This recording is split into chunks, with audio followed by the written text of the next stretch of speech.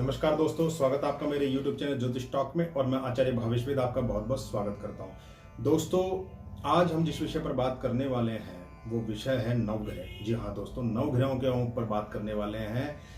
हमारे पास में ऐसे बहुत से लोग आते हैं जो ये कहते हैं जी हमें नवग्रहों के ऐसे उपाय बताइए जो हमारे जीवन में पूर्णतः सफलता देने वाले हों। नवग्रह हमारे जीवन में जब से हम पैदा होते हैं तब से लेकर अंत तक, जब तक हमारी मृत्यु नहीं हो जाती, हमारे समय शरीर समाप्त नहीं हो जाता, तब तक हम पर प्रभाव डाले रखते हैं। हम पर तभी प्रभाव नहीं डालते दोस्तों, ये हमारे अगले जीवन को भी आलोड़ित विलोड़ित कर सकते हैं और करते ही हैं।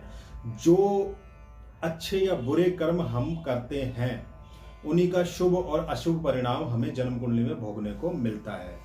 मान लीजिए अगर किसी कष्ट की प्राप्ति हो रही है तो निश्चय ही अगर पूर्व जन्म देखने की क्षमता हो तो आप देखेंगे कि आपके पूर्व जन्म में कहीं ना कहीं कोई ऐसा काम किया गया है जिसकी वजह से आज वो कष्ट भोगना पड़ रहा है। आज जो हम कर्म करेंगे, जो बीज डालेंगे, कल वो वृक्ष बनेगा, इसमें कोई दो राय नहीं है। उसी प्रकार से आज जो हम अच्छा या बुरा कर्म करेंगे लोगों के साथ में, तो उसका शुभ और अशुभ परिणाम हमें भोगना ही पड़ेगा। अगर मान लीजिए हमने अच्छे कर्म किए हैं तो निश्चय ही हमारे जीवन में भाग्य भी ऐसा बनेगा जो अच्छा और श्रेष्ठ होगा। अगर हम बुरा कर्म करते हैं, कहीं ना कहीं किसी की चोरी डकैती या किसी इस प्रकार के व्यक्ति का साथ देते हैं, तो निश्चय ही आपके जीवन में वो कष्ट आने वाले 2, 4, 5, 10 साल में आपको भोगने पड़ सकते हैं। खैर, ये तो रही कर्मों के ऊपर, क्योंकि जो कर्म आप करोगे वही आपको भोगना पड़ेगा। यही नवग्रह आपको बताते हैं।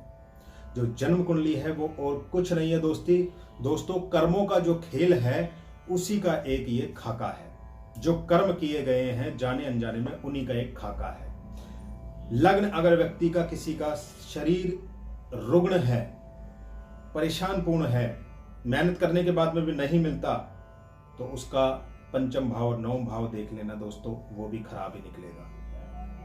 किसी को अगर शारीरिक परेशानी भोगनी पड़ रही है तो लग्नेश के साथ साथ में पंचम और नवम भी उसका कहीं ना कहीं पीड़ित होगा, इसीलिए उसको ये दुख भोगने पड़ रहे हैं। क्यों? क्योंकि उसने पूर्व जन्म में कुछ ना कुछ अच्छे या बुरे कर्म किए ही हैं जिसका फल उसको भोगना पड़ रहा है। पंचम भाव क्या है? पंचम भाव है आपके पुण्य कर्म। और नवम भाव क्या है? नवम भाव है आपका पूर्व जन्म। पूर्व जन्म में आपने क्या किया है, क्या अच्छा क्या बुरा किया है, इसका जो निर्धारण करता है वो पंचम भाव और नवम भाव करता है। पंचम भाव से आप देखेंगे कि आपको किसकी उपासना करनी चाहिए और किसकी नहीं करनी चाहिए। ये आपको पंचम भाव बताता है। आपने किस देवता की उपासना की है, आप किस समाज में पहले पैदा हुए हैं, आप यहाँ पैदा हुए हैं भारतवर्ष में या किसी और देश में पैदा हुए हैं, ये भी आपका पंचम भाव बता देता है। तो दोस्तों, हम बात कर रहे हैं आज उन ग्रहों के ऊपर जो ग्रह आपकी कुंडली में अगर पीड़ा देना शुरू करते हैं तो उस चीजों से संबंधित, उन व्यक्तियों से संबंधित आपके जीवन में निरंतर संघर्ष बना ही रहेगा जब तक कि आप उन ग्रहों को शांत नहीं करेंगे, उन ग्रहों को पीड़ा से मुक्त नहीं करेंगे। आप पीड़ा से मुक्त नहीं हो सकते। पाराशर होरा शास्त्र में ऋषि पाराशर जी ने साफ कहा है कि जो इन ग्रहों को पूजेगा वो इन ग्रहों को पूजित बनाएंगे, यानी कि उन लोगों को पूजित बनाते ही हैं ये ग्रह जिनको ये पूजते हैं। दोस्तों, मैं आज बात कर रहा हूं यहाँ पर सबसे पहले सूर्य की। सूर्य अगर आपकी जन्म कुंडली में पीड़ित है तो मान यश प्रतिष्ठा के साथ साथ में पिता से वैमनस्य यानी कि द्वेष रहता है। कहीं ना कहीं आपकी लक्ष्मी प्रभावित होती है। तो आपको आज मैं एक छोटे छोटे उपाय बताऊंगा, ऐसे उपाय बताऊंगा जिन उपायों को करने के बाद में आप ये महसूस करेंगे कि जो ग्रह आपके खराब थे वो ग्रह अब आपके ठीक होने लगे हैं, और जो पीड़ा आपको मिलती थी आज तक ग्रहों से, वो पीड़ा आपकी समाप्त होने लगी है। करके देखना दोस्तों इन उपायों को। छोटे छोटे उपाय हैं ग्रहों के, करोगे तो निश्चय आपको सफलता मिलेगी। सूर्य के लिए आपको उपाय करना है कि आपने 1 लोटा जल, उसमें थोड़ा सा गंगा जल और थोड़ा सा कच्चा दूध डालें, काले तिल डालें, और सबसे पहले आप पीपल के वृक्ष पर जाएं, वहां जाकर इस जल को अर्पित करना है और ओम ह्राम ह्रीम रोम स सूर्याय नमः इस मंत्र का जाप करते 3 बार आपने पीपल देव को ये आपने अर्घ देना है। अब आपने क्या करना है, वहीं पे अगर आपको सूर्य भगवान के दर्शन हो जाते हैं सुबह सुबह, तो जो अर्घ बचा हुआ उसमें थोड़ा सा उस अर्घ में थोड़ा सा और जल मिलाकर आप भगवान सूर्य देव को गायत्री मंत्र का जाप करते हुए ओम भूर्भुवः स्वः तत्सवितुर्वरेण्यं भर्गो देवस्य धीमहि धियो यो न प्रचोदयात्। इस मंत्र का जाप करते हुए आप भगवान सूर्य को अर्घ दें और जिस मिट्टी पर यह जल गिरा है उस मिट्टी के जल को अपने मस्तक से और अपने कंठ से लगाकर भगवान को प्रणाम कर कर आप घर आ जाइए। ऐसा आप सिर्फ 21 दिन करके देखें दोस्तों, आपके जीवन में जो प्रेत दोष, जो पितृ दोष, जो कालसर्प दोष थे वो समाप्त होने लगे हैं। आपका जीवन मुक्त तरीके से उन्नति प्रगति की ओर अग्रसर होने लगा है। जो मान सम्मान आपको पहले नहीं मिलता था वो मान सम्मान अब आपको मिलना शुरू हुआ है। ये आप उपाय करके देखिए दोस्तों, आपको निश्चय ही सफलता मिलेगी, आपको फायदा होगा।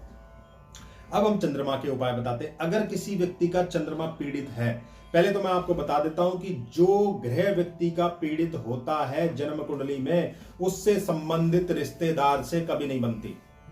आंख मीच के बोल रहा हूं, पूरे दावे के साथ बोल रहा हूं, लगाकर देख लेना किसी भी कुंडली पर जिसका जो ग्रह खराब होगा, पीड़ित होगा, तकलीफ देने वाला होगा, निश्चय उस व्यक्ति की उस व्यक्ति से, उस रिश्तेदार से कभी बनती ही नहीं है। ये हमारा बहुत बड़ा अनुभव है जो मैं आपको बता रहा हूं।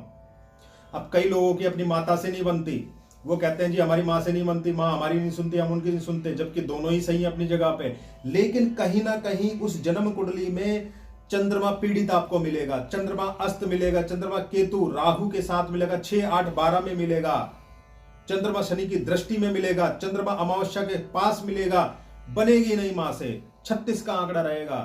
कहते हैं कुपुत्र जायते क्वचित कुमाता न भवति, यानी कि पुत्र कुपुत्र हो सकता है, माता कुमाता नहीं हो सकती। लेकिन दोस्तों अगर चंद्रमा बुरी तरीके से पीड़ित है तो कहीं ना कहीं माता भी कष्ट देने के लिए तैयार बैठी होती है। सैकड़ों लोगों पर लगा चुके हैं, सैकड़ों लोगों की कुंडलियां देख चुके हैं और ये लगाया है कि दोस्तों मां जब पीड़ा देने पे आती है तो वो भयंकर पीड़ा दे सकती है। तो आप अपने चंद्रमा को ठीक करने के लिए ये उपाय करें। आप 1 लोटा दूध सोमवार के सोमवार केसर डालकर और उसमें अगर एक चांदी का टुकड़ा छोटा सा जो भी आपको लगे वो डालकर और भगवान शिव पर प्रत्येक सोमवार इस जल को चढ़ाएंगे।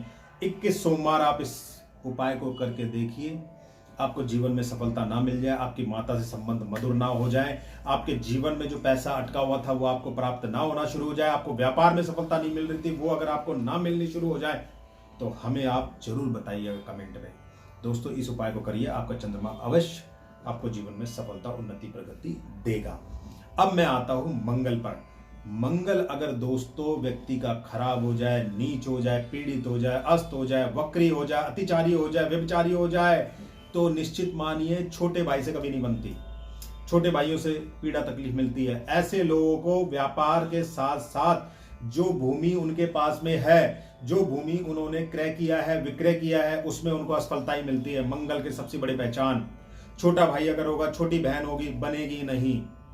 ठीक है दोस्तों, तो आप उसके लिए क्या करें, आपके भूमि भवन वाहन भी अच्छा रहे, जो भूमि आपने खरीदी है वो आपको फायदा दे ना कि नुकसान दे, जिस भूमि में आप रहते हैं वो भूमि आपको पूर्णतः सफलता दे। उसके लिए आपने क्या करना है, 1 किलो गुड़ आपने लेना है, सिर्फ 1 किलो गुड़ लेना है, उसके छोटे छोटे टुकड़े करने हैं, उसमें आपने काले तिल मिला देने हैं, इतने जितने की 1 किलो है तो आधा किलो काले तिल मिलाकर, और आपने किसी सांड को, जी हाँ दोस्तों मेल जो गाय होती है उसको आपने इसको जाके खिलाना है। और ये सिर्फ मंगलवार के मंगलवार करना है दोस्तों। आप देखेंगे कि आपका मंगल जो अशुभता लिए हुए था वो अब शुभता की ओर अग्रसर हो गया है।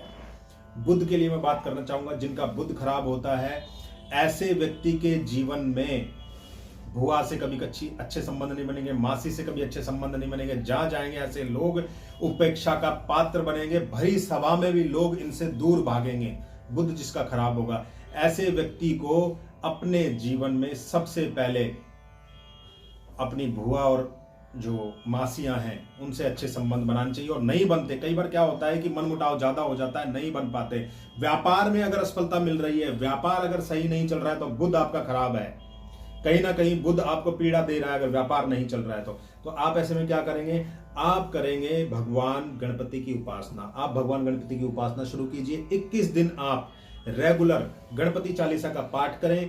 एक जनेऊ भगवान गणपति को अपने ही घर में चढ़ाएं और गणपति चालीसा का पाठ करके उनको मिश्री का भोग लगा के उनसे प्रार्थना करें। 21 दिन का ये पाठ है दोस्तों, डेली करना है आपने, सुबह या शाम कोई भी एक वक्त रख सकते हैं। बुध आपका आप देखेंगे कि अपने आप ही प्रबल होना शुरू हो गया।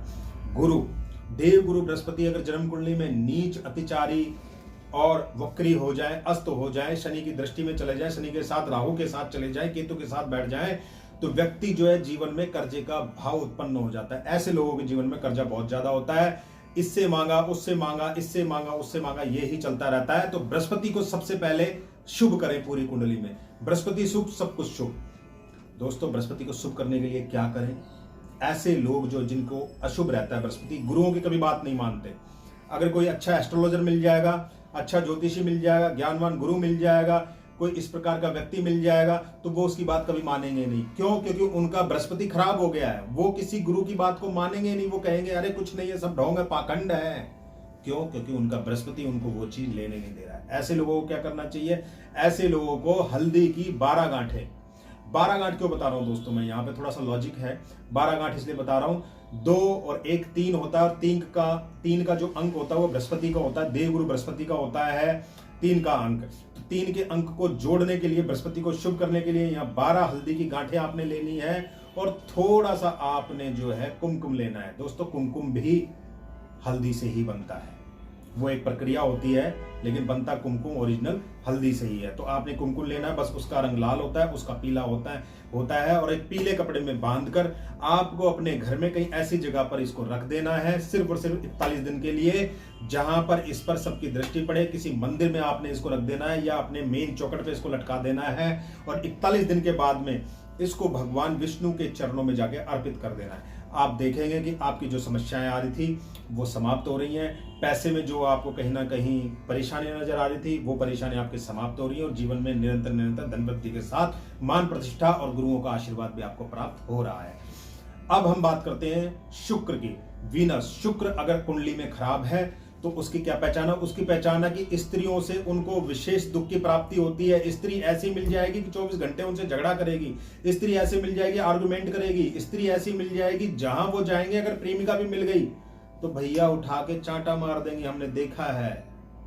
आप क्या करें शुक्र को ठीक करने के लिए? सबसे पहले जो है शुक्रवार के दिन आप खीर का दान करें, गरीबों में खीर का दान करें।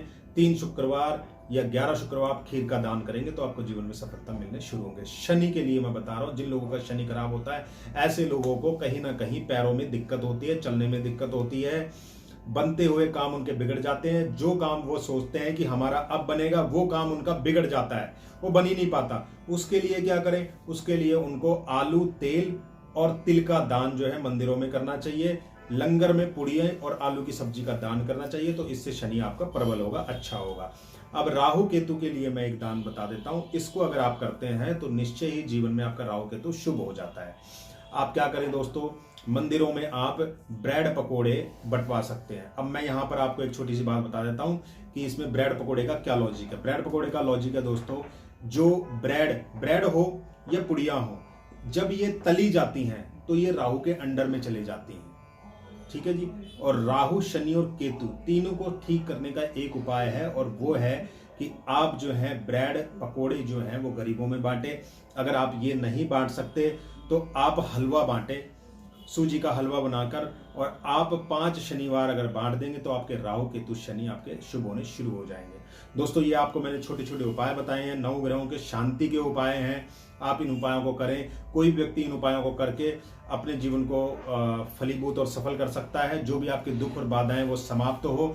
मेरा और मेरे चैनल का यही एक प्रकार से संकल्पबद्ध है कि हमारा जो ज्योतिष टॉक चैनल है वो लोगों की उन्नति प्रगति के लिए, भलाई के लिए संकल्पबद्ध है और रहेगा।